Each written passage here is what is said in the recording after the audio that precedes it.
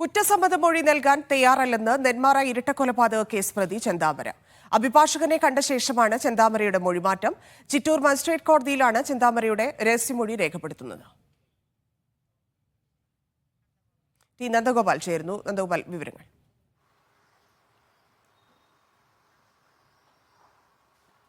അതായത് ഇന്നലെ പാലക്കാട് സെഷൻസ് കോടതിയിൽ ഈ ചെന്താമരയെ കൊണ്ടുവന്നപ്പോൾ ഇയാൾ കുറ്റസമ്മത മൊഴി നൽകാൻ തയ്യാറായിരുന്നു. രഹസ്യമൊഴി രേഖപ്പെടുത്താനായിരുന്നു തീരുമാനം. പക്ഷേ പിന്നീട് ഒരു ദിവസം കൂടെ ജയിലിൽ കൊണ്ടുപോയ ശേഷം അടുത്ത ദിവസം ഇത്തരത്തിൽ രഹസ്യമൊഴി രേഖപ്പെടുത്താം എന്നുള്ളതായിരുന്നു തീരുമാനം.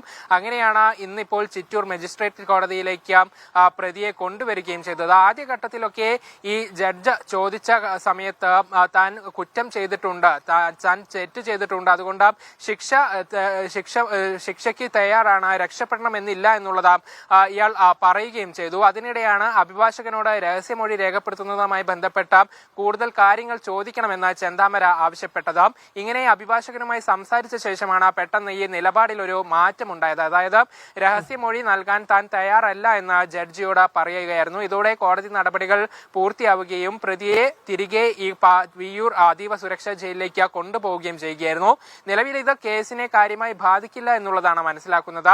ഇനി പോലീസ് മാർച്ച് പകുതിയോടുകൂടി ഈ ചെന്താമരയുമായി ബന്ധപ്പെട്ട പ്രതിയുടെ ഈ കുറ്റകൃത്യവുമായി ബന്ധപ്പെട്ട റിപ്പോർട്ട് സമർപ്പിക്കും. അതിനുശേഷം വിചാരണ തുടങ്ങുകയാണ് ചെയ്യുക. ഇന്നിപ്പോൾ ഈ രഹസ്യമൊഴി രേഖപ്പെടുത്തുമ്പോൾ പ്രതി ജഡ്ജിക്ക് മുന്നിൽ ഈ കുറ്റം സമ്മതിച്ചിരുന്നുവെങ്കിൽ ഇത് കേസിന് കൂടുതൽ ബലം നൽകുമായിരുന്നു എന്നുള്ളതാണ്. പക്ഷേ ഇനിയിപ്പോൾ ഈ റിപ്പോർട്ട് കൂടുതൽ ശക്തമാക്കേണ്ടതുണ്ട്, ഒപ്പം വിചാരണ കൂടെ പൂർത്തിയാക്കേണ്ടതുണ്ട്, ശിക്ഷാവിധിയിലേക്ക് പോകാൻ എന്നുള്ളതാണ് ഏറ്റവും പ്രധാനപ്പെട്ടത്.